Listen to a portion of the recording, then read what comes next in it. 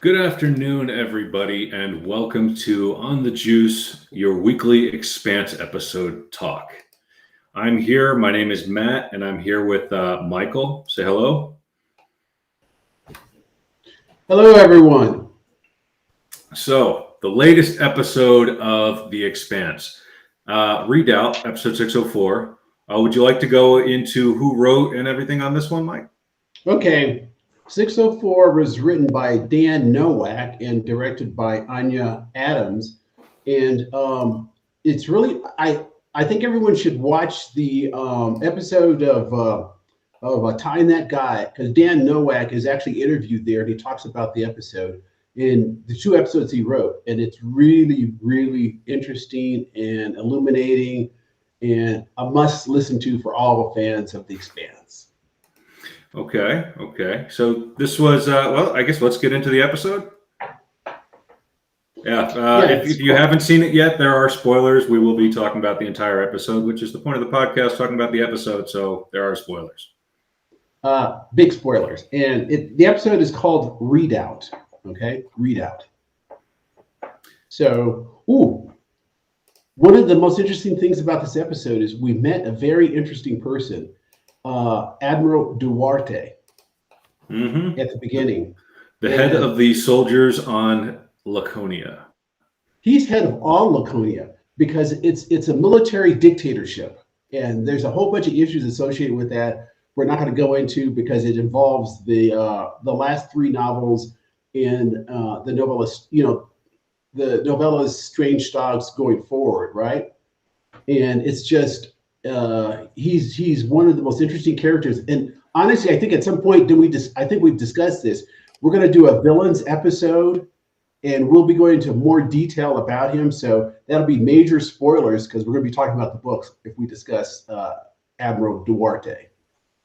So yeah, this was a good. I like how this one started off. You had kind of a good monologue there between Duarte and Kara, the little girl, about the dead brother and how he feels it's his job to keep them safe. So it sounds like the whole Laconia thing started off as a colony. There were supposed to be shipments coming all the time, but once the ring closed, they're all pretty much stuck there, and they've come to terms with being stuck there and the planet now being a military dictatorship. I'm going to say it's a little bit more complicated than that. Okay. And I don't want to give spoilers on the books because there's spoilers. There are things going to be happening in the coming episodes. So I'm going to leave it alone because I do not want to give spoilers about because it only gets better. Okay. And we learn more about Duarte. And remember, Kodazar came in there and came running in there like his usual self, oblivious to the fact that people are in mourning, right? Mm-hmm. And he's telling Admiral Duarte something very incredibly important, which is why the Martian separatists went to Laconia, or that specific planet. There was a reason that they went to that planet. Yeah, because we haven't found that out yet. We haven't found what that planet was, or also what the stick moons are. The old artifacts from the previous whatever that was floating around the planet. Builders. Yeah, the builders. Yeah, the builders. They left something in space, and apparently that's why and they brought Kodazar through because remember. At the end of season 5, they showed that picture of that satellite or whatever that thing was floating in space. And so that's very, very, very. Well, what was it that he ran in telling him at the funeral? Basically, that they were able to get some type of transmission from that or power. Some kind of reaction. They had somehow they got it to react, and he just was beside himself, obviously. I'm just going to go out on a limb here and say that might be a bad idea. I don't know because I don't know any further than that. But, messing with the alien technology so far hasn't really done a lot of good. It gave them the rings, but also a lot of other things that weren't quite so good. Well, it's because it's what they wanted to use it for. Remember, it's like Dresden. I think is misguided as Dresden was, and that's a nice way of putting it, killing 100,000 people. but I think he had a greater vision of what the technology could do. And as we look at this episode, well, yeah, this episode and going forward, we're going to see some of the things that happen because Mars was doing a lot of research on that technology, and so we're going to start seeing we're going to see more of that. Okay. And I like how this open ended. It looks like on Laconia there's about to be some Pet Cemetery type stuff, but that's I don't know yet. So we'll see what happens there. But she's wheeling the brother out, and I was like, okay, this doesn't end well in most books. It didn't end well for Stephen King's characters. We'll see what happens here. Yeah, if you've read the books, you kind of I mean, it's a huge setup here. The fact that they brought Strange Dogs into this, because remember, it was supposed to just be Babylon Ashes. Strange Dogs was published after Babylon Ashes and takes place after Babylon Ashes. So it's interesting that they actually pulled all this in here, that we're seeing these main characters, Duarte, Kodazar, all these people. We're seeing the death of Zan, Carver's brother. And we've met the Strange Dogs. Yeah, I think you're right. I think you're right about there are things that are going to be happening pretty soon. Right. That, and okay? Again, I don't know past this, so I'm just going out on a limb here, but it looks like some Pet Cemetery stuff, and I'm always interested in that. So cool. That was kind of an awesome end to the open series there, and then we get into the episode. Yep. What did you think of the episode? Well, all right. I think it's wonderful that we're seeing Drummer Setter set up as the opposing leader of the Belters, but because she called out Marco. I love that scene. She called out Marco for a reason, because of because when they made that raid on that let's back up. They made a raid on one of his supply dumps. Right. And there were consequences to that raid on her side of the house, and it angered her and just fired her up like nobody's business, right? So they were basically sitting in wait there for them on the supply depot, or in wait for whoever was coming that would try and take the supplies. Drummer lost one of her crew, someone that was close to her, and that pissed her off. Well, Joseph, he lost his arm, remember? So she was not happy camper about that. No, not happy camper about it. And I love what she did. She got out and did the whole wideband broadcast. She's like, this is for everyone. Screw you, Marco. You got me to deal with now. And this is my name and this is my ship. Come find me. I thought that was a power move right there. I liked it. Well, and it really was. And it shows, it exemplifies the fracturing. It made it very public more of the fracturing that was happening with the with the Belters, and and that explosion on Ceres, it was worse because as the Martian commander said, some Martians died, but Belters died too. So this is a key thing about Marco. Okay, this is how we should look at it in a historical perspective. You're not old enough to remember this, but back in the day, the Irish Republic Army, they used to bomb Britain in London, right? But what they would do, they would tell them ahead of time where they're going to leave the bombs, and they would tell them so they could clear the people out, and so they wouldn't kill innocent civilians. Right. Marco doesn't care about innocent civilians. Like I said last time, there's a great science fiction novel by Robert Heinlein called "The Moon is a Harsh Mistress," and they threw rocks at Earth. But what they did is they told Earth where they were going to drop the rock so they could clear out and clear the area out. Marco never one time warned Earth. Well, no, all Marco cares about is Marco. And so the fact is, we have historical reference on these types of things. And so Marco, that's why I said, that's why I'm saying Duarte gave him the ability to do those things. but Marco chose how to use those weapons. Okay, so it's more on him, and because we have historically there have been ways of doing this, and he's just an out and out terrorist. I mean, he just kill as many as he possibly can. He doesn't care who he kills, but he didn't have to do it that way. But he did it that way because he's Marco. Yep, and it also goes to show his poor planning, because he's driving people in the belt, the people he needs for support, away from him as well, like the people on Ceres. They're starting to question this drummer. Now that went out, it's all starting to question things. And he's going to be losing followers because of his poor planning. And his ego. One of the two. Maybe both. Well, it's all about him. And it's just, remember he told Philip they could never defend Ceres, and he's right. Mm-hmm. They don't have the ability to stay in one place and defend it, because the forces of Mars and Earth would just overwhelm them. There's just no ifs, ands, and buts about it, And once they lost that ability to keep dumping rocks on Earth, then they pretty much lost the war at that point. Regardless of whatever he said, they were never going to win that. And the fact that when Holden, when they had that missile that could have taken them out, Marco, as he said, he refused to give in, because what? He's just too friggin' vain. And he, as a martyr, he's a great hero. As someone captured, he's just he's just another prisoner. Mm-hmm. And speaking of that, so we get Clarissa going through the logs, finding that Holden actually disabled the rocket that could have ended everything, the missile, I should say, and then telling Amos, and then Amos confronting him about it. And I kind of like that scene.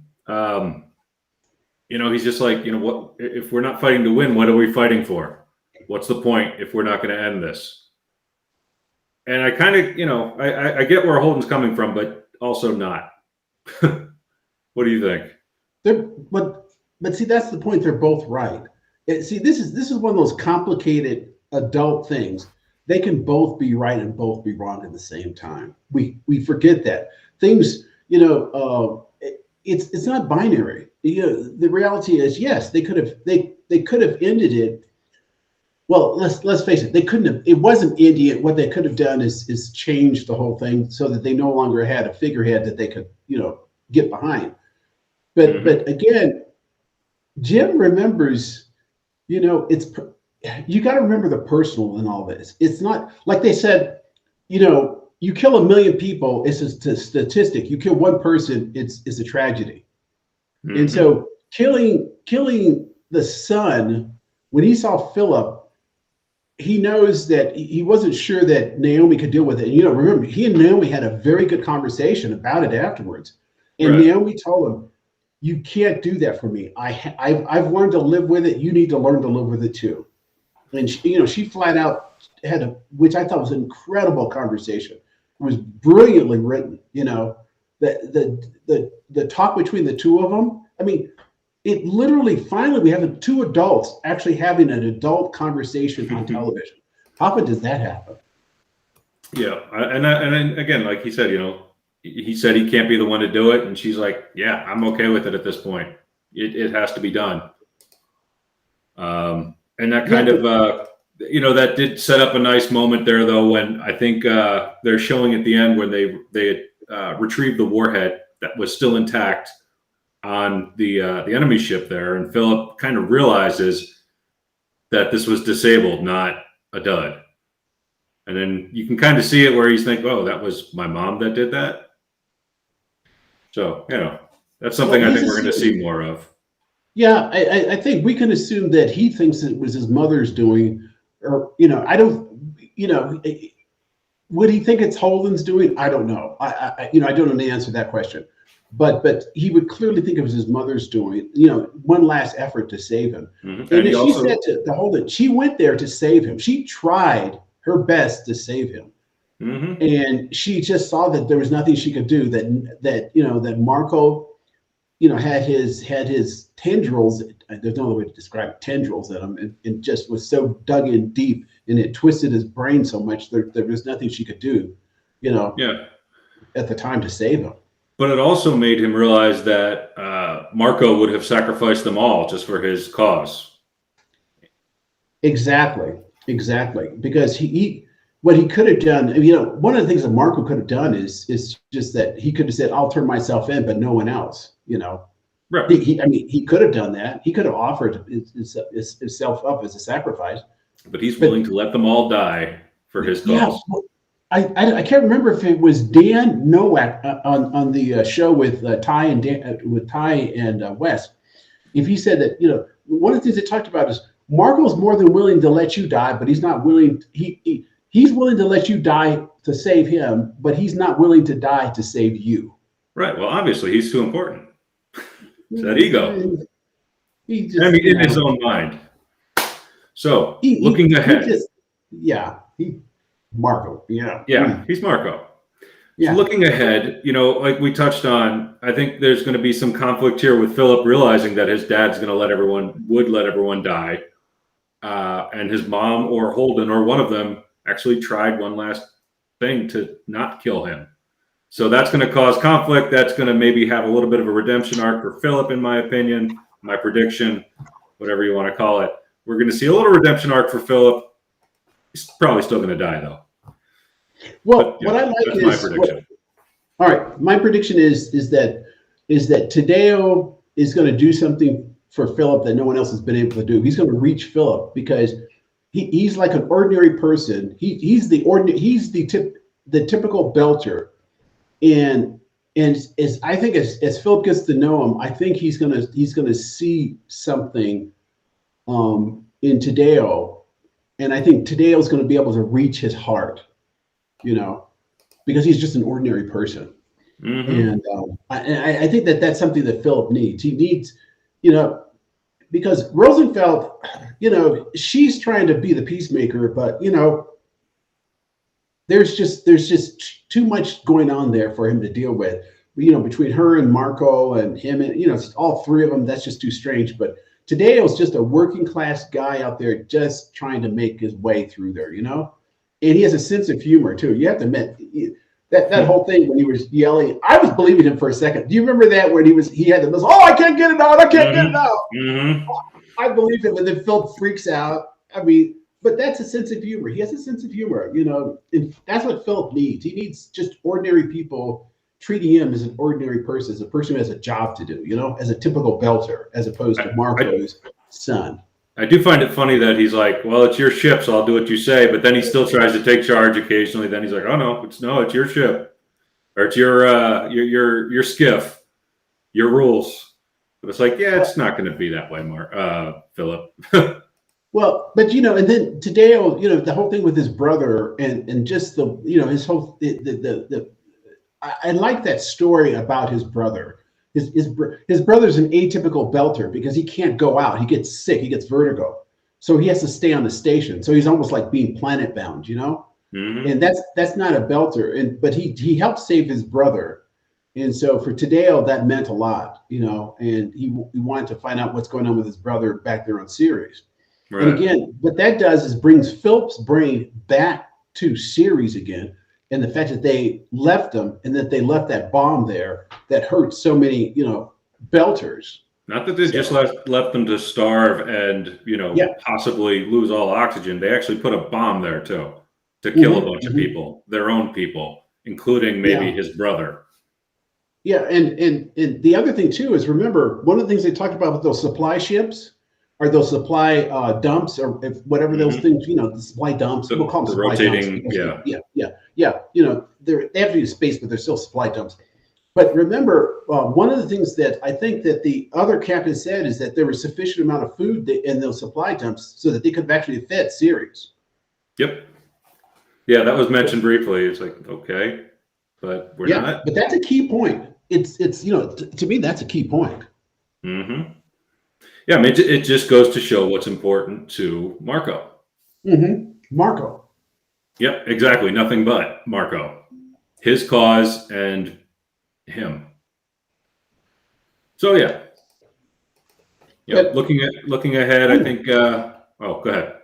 No, I forgot to mention. Don't forget to watch the bonus content. They're only, you can only watch it off the app or on your computer. Unfortunately, you can't watch it on any of the streaming things. Okay, so the bonus content in this case was Night Watch. It was written by Glinton Richards and directed by Lewin Webb. And this one is it's remember when Holden had said he had to go get some sleep and he left Peaches. Peaches in charge. And so the bonus content is Peaches. She gets a very devastating message for her. And I know we said spoiler alert, but a lot of people have not seen it, So do you want me to mention it here, or should I just mention it? Mention it. Okay. Mention it. All right. It's an incredibly written thing, and it's just all we see is Clarissa in this episode, okay, in that small vignette, and again it's called Night Watch. She gets devastating news. Let me just leave it at that, okay? If you've seen it, you know what that news is, but it breaks her for a while. Okay. Well, I mean, just go ahead and say it at this point. Okay. She finds out her father died. He died in prison. And I mean, she had some issues. She had some serious issues with her father. Let's face it. The man was not quite right. Obviously. He was ambitious, and he was one of those people. I honestly, I think he was a trillionaire. Okay, I think he was like one of the first trillionaires, and it's people didn't matter to him. Yeah. But it doesn't mean she didn't love him. As ultimately flawed as he was, and so it was a devastating moment for her, and it's an interesting, it's a wonderful little something that adds in. I think it adds in this whole story. So all these little vignettes, these bonus content ones, have all added into the story, and we tend to see them by themselves in dealing with different issues. Last week's bonus content was a fight between Bobby and Amos, right? And that was it. That was funny. But that harkens again. That's a pre-shadowing of the novels, and they've consistently done that. One of the things that Noreen has been really passionate about is putting a lot of foreshadowing, bringing stuff from the novels, bringing it forward, and putting them in different episodes. So, well, all right. So, we ask every week if this episode stuck the landing, but I feel like it's getting redundant because all of these episodes have been great this season. I haven't seen a bad one yet. Did this stick the landing? I would say yes. It's moving the story along quite well. We're getting so many little nuggets here and there of things to come, like you said. Yeah, I think this stuck the landing. Oh, absolutely. Oh, absolutely. Yeah. So it's no. Like I said. Okay. No, it's just these. Yeah, they've been. With 6 episodes, I've said this before, you've got to watch each episode twice. I mean, please watch them twice. There's so much going on, so much being said, so much foreshadowing for the future. I don't, my thing is, I think the smartest thing for people to do really is just to watch it twice. There's no way you're going to catch everything the first time through. Yeah, they're chock full of stuff. They're chock full of hints, chock full of little things that you'll miss on one watch. Yeah, because the little comments, like we were talking about, the fact that they mentioned the fact that with all those supply dumps, they could have easily have fed Ceres, but they made a decision not to. That's where you're literally letting these people starve. You lied to them. You purposely lied to them. You knew you were lying to them, but you didn't care. Supposedly there's some greater mission there. Well, if you don't care about the people, who is this for then? Exactly. What's the mission if Yeah. it's not for the people? And but see, what's really key here too is remember what Duarte said. His whole thing was he said that someone has to keep us safe. Okay, his whole thing is Duarte's mission is to keep his people safe, all of them. He's not gonna throw somebody out here or there. He's using Marco, which Marco Well, Marco yeah. doesn't quite understand yet. But see, to me, that's the difference between Marco and Duarte. They both have a mission, and one honestly doesn't care how much scorched earth he leaves behind. And not only scorched earth he leaves behind, but that he doesn't really even care for his own people. Mm-hmm. So, and I honestly, I don't think that's Duarte. No, I feel like he's doing it for his people. Yet. So, like at this point, it seems like he's doing everything he's done for his people. Yes. And Marco's doing everything he's done for Marco. The people are secondary, if that far up the chain. Yeah, and it's just like when he gets rid of the captains because because he planned a maneuver that was incredibly stupid and not well thought out. People died, and then he blamed everyone else but himself. And Philip pointed out the obvious. Yeah, it's your fault. You wanted to do it. We didn't have to do it. You wanted to get James Holden and Naomi.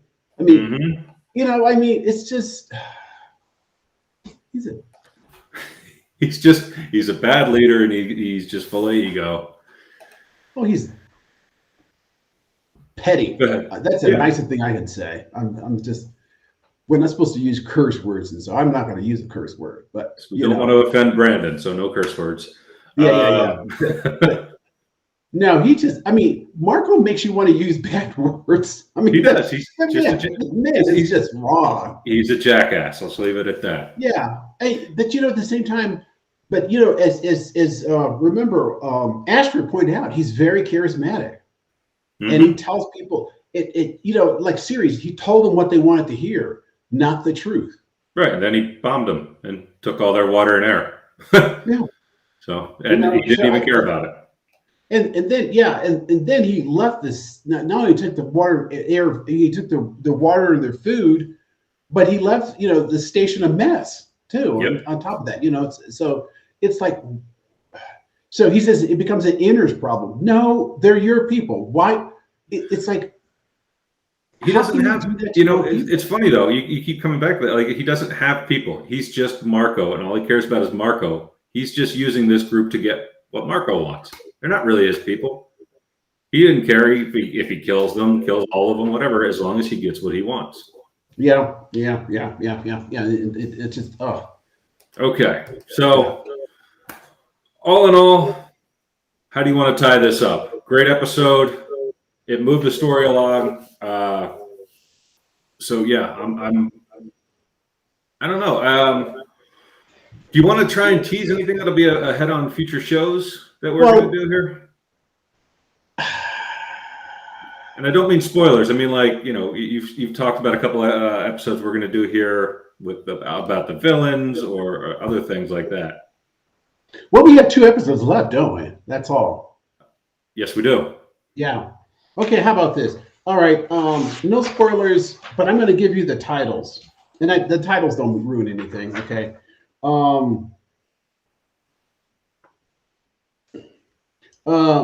Episode 605 is Why We Fight. Episode 606, of course, the final episode will be called Babylon Ashes, which is what they've typically done, right? Nice. And the next episode is written by Daniel and Ty. Excuse me. And the final episode is written by Daniel, Ty, and Narain. And that final episode is over an hour long. And remember, these are no commercials. It's the writing. The writing is very, very, very dense. And really, please watch each episode twice. That last one is so good. Perfect. But they're all really good. And going forward, I think we're going to have like I said before, remember we said we're going to have a discussion. Once the season's over, we have a special guest, which I'm not going to announce yet. We'll announce our special guest on the last one, right? We're going to have a special guest in after the season finale, right? And we're also going to do, I think, a special episode on the villains. And I think we're going to get a lot of comments on that because I've done an article about the villains, and this is pre Marco and pre Duarte, but that's going to be spoiler filled. Okay, super spoiler filled because we're going to be talking about the books too and the novellas.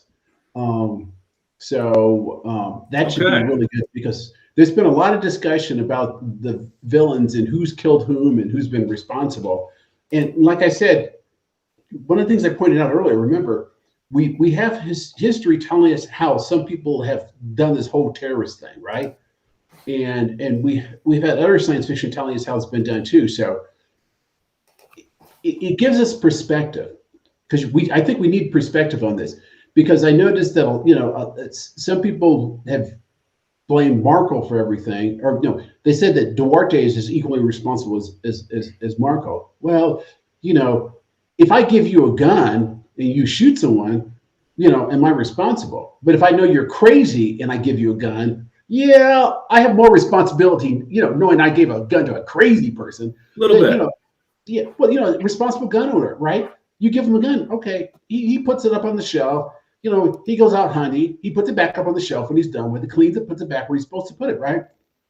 There's no harm, no foul, right? But you give it to a crazy person or a kid who's angry. Well, I mean, there's some culpability there on your part. So, I mean, that's my thing. So we're gonna have that discussion, and I think that'll be a really good discussion. But by then, we'll have more information on Marco and more information on Duarte too. So we'll be able to include that in there. All right, and I think that about wraps this talk up for today. Again, if you want to find me, my Twitter handle, Big Matty Nasty. I would love to hear from anyone and anyone's opinions on what we said here today. Also, always check out Movers and Shakers for other content on other shows, movies, and comic books. Michael? You can find me in all the Expanse groups. I post there too, and you can find me on Twitter at Michael Pea and Facebook. And also, I do articles for Friends of Comic-Con, and of course, I'm here on Movers and Shakers. Hopefully, I'll be invited to do another show after the Expanse closes up because we've got a whole bunch of other shows to do. There's Foundation, other great science fiction. Actually, I haven't started watching Foundation yet. If there's going to be an episode type thing for that, I will save it. But I know season 1 is out, so I've got to pretty much catch up. Okay. I won't mention Foundation here, but my God, there's some excellent writing in that final episode. I've never seen something like that written before. It's good. Okay, let's leave it at that. That's good. Yeah. All right. Well, thank you everyone for giving us a watch, and we will see you next week. Adios.